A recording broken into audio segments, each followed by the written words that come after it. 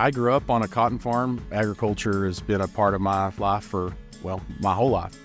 I was born and raised here in Terry County.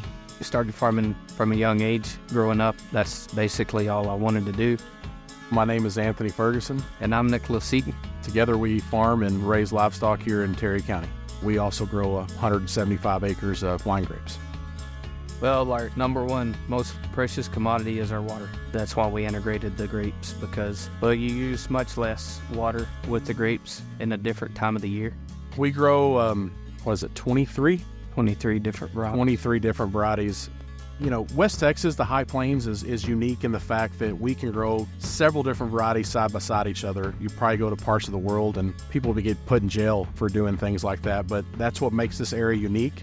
The growing season for a vineyard is continuous. We start off in the springtime, usually in February, and that's when we prune the grapes. We prune off one-year-old wood, which is where your fruit comes from, and then the grapes usually bud out in late March, early April. They'll start blooming and setting fruit in May. During that time, the canopy will continue to grow, the fruit will continue to grow. Once we reach about July, the grapes go through veraison, which is when they will actually change colors. We will then begin harvesting white grapes in the middle of August. Red grapes usually harvest starting at the end of August through September. When it's time to harvest grapes, it's time to go, and so there's no time to waste. You know, grapes probably have about a 3 to 4 day window when they hit that sweet spot, and so you're measuring the sugars, you're measuring the pH of the grapes, but you're also tasting. And so harvesting grapes and making wine is very instinctual. It's kind of where instinct and science cross, and it's taken a long time to develop those flavor profiles and on your palate.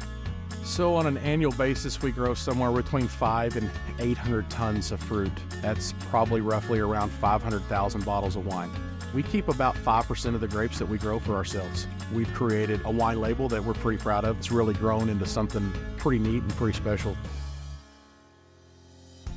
We grow the grapes. We don't produce the wine. We hire a winemaker.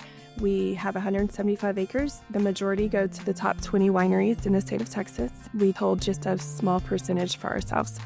I'm Tracy Furgeson. I'm one of the co-owners and GM of Farmhouse Vineyards.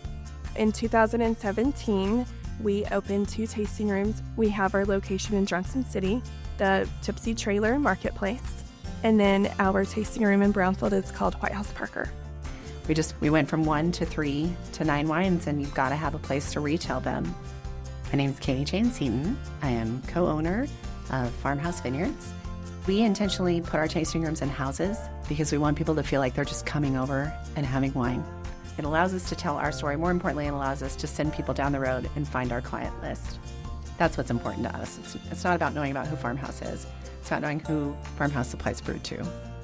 Nicholas and I are brother-sister. We grew up here in Brownfield. Anthony and I, we got married in 2007. Anthony started farming with Nick in 2009. The next year, we planted our first 20 acres. Nick and Katie Jane got married, and now there's 4 owners of Farmhouse.